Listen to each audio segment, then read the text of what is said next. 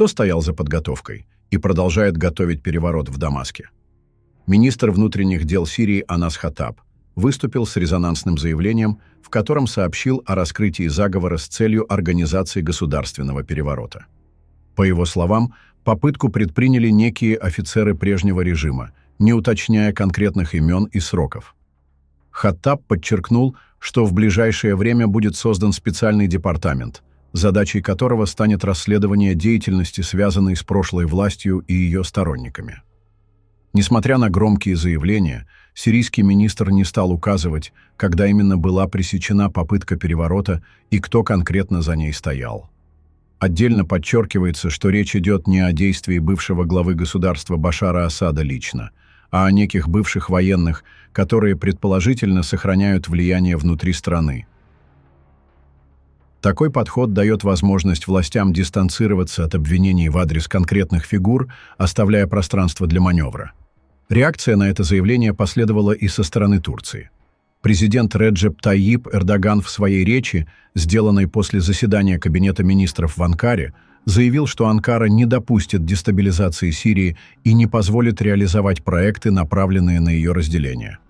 Он также отметил, что Турция против любых попыток нарушить территориальную целостность соседнего государства, в том числе под прикрытием антитеррористических или иных инициатив. Эксперты в Турции считают, что на фоне сохраняющейся нестабильности в Сирии внешние акторы могут попытаться усилить свое влияние, включая создание буферных зон и контроль за ключевыми районами страны. Одной из таких зон остается приграничный район вдоль Голландских высот, который рассматривается как зона повышенного внимания для нескольких государств.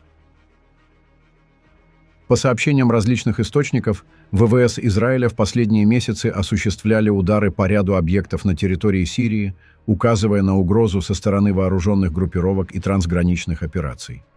Такие действия воспринимаются в Турции как часть более широкой стратегии, направленной на закрепление военного и политического контроля над определенными участками сирийской территории. В то же время остается неясным, к каким событиям относится доклад сирийского министра. Ранее, в марте 2025 года, представители новых сирийских властей сообщали о действиях группы бывших военных, якобы лояльных к прежнему правительству, которые атаковали контрольно-пропускные пункты и армейские позиции на побережье Средиземного моря. Эти инциденты стали причиной начала операции в провинции Латакия. В результате боевых столкновений, по неподтвержденным данным, пострадали представители местных религиозных меньшинств, включая алавитов и христиан, традиционно проживающих в этом регионе. Добавляет напряженности и дипломатическая составляющая. На прошлой неделе в Баку прошли технические переговоры между представителями Турции и Израиля, посвященные ситуации в Сирии. Однако, как сообщается, делегация из Израиля не смогла попасть на встречу из-за отказа турецкой стороны предоставить воздушный коридор. Этот эпизод стал новым витком в продолжающемся охлаждении отношений между двумя странами. Дополнительный интерес вызывают утечки из экспертных докладов, подготовленных аналитическими структурами в Израиле. Так, в документе, приписываемом комиссии под руководством Меира Нагеля, указывается на вероятность конфронтации между Турцией и Израилем. Согласно источникам, в документе подчеркивается: вопрос стоит не в возможности столкновения, а в том, когда оно произойдет. Официального подтверждения этих слов не было, однако обсуждение подобных сценариев вызывает живой интерес в аналитических кругах. В этом контексте ключевым становится вопрос о роли США. До сих пор остается неясным, планируют ли американские войска окончательно покинуть территорию Сирии или продолжат сохранять присутствие в ключевых районах. Турецкие аналитики полагают, что возможный вывод сил США может дать Турции больше пространства для маневра в северных регионах Сирии. Однако это же обстоятельство вызывает обеспокоенность у других участников ближневосточного процесса, включая Израиль. В рамках прежних переговоров, в том числе в период президентства Дональда Трампа, премьер-министр Израиля Биньямин Нетаньяху неоднократно подчеркивал, что безопасность его страны требует контроля за происходящим на сирийской территории.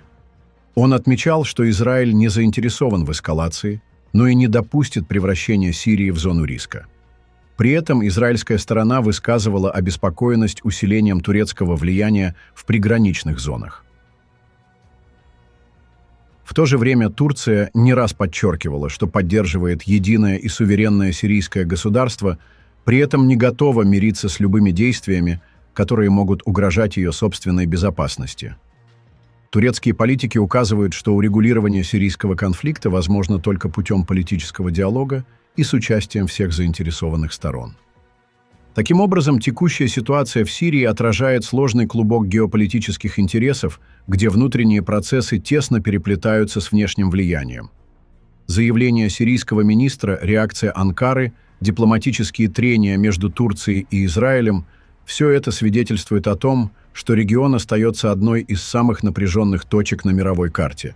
И как будут развиваться события, покажет ближайшее время.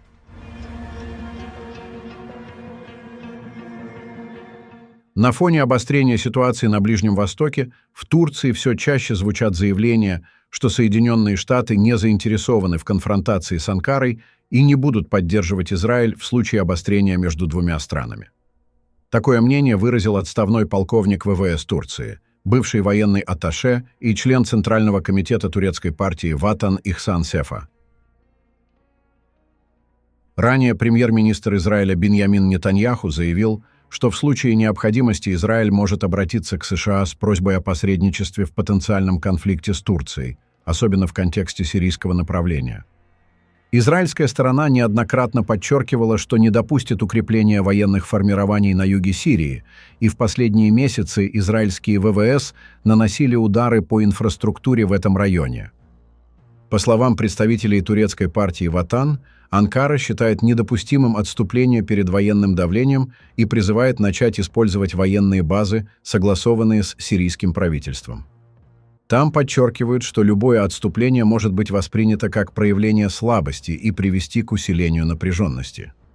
Ихсан Сефа отметил, что, по мнению турецкой стороны, США не заинтересованы в поддержке Израиля в противостоянии с Турцией, так как подобный шаг может привести к серьезным геополитическим издержкам.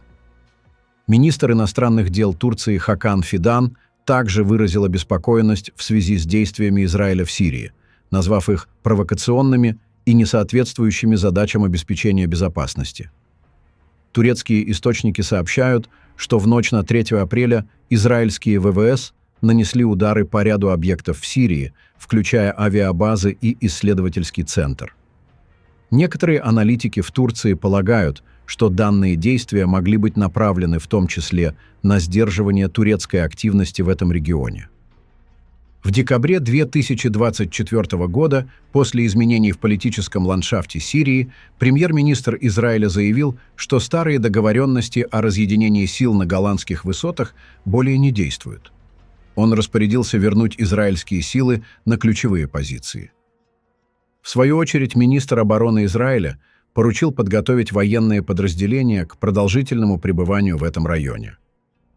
Голанские высоты остаются одним из самых чувствительных регионов. С 1974 года там действуют миротворцы ООН, однако стабильность остается под вопросом на фоне усиливающихся военных и политических движений с обеих сторон. Пишите свое мнение в комментариях и подписывайтесь на наш канал, чтобы не пропустить самые важные новости мира и нашего региона.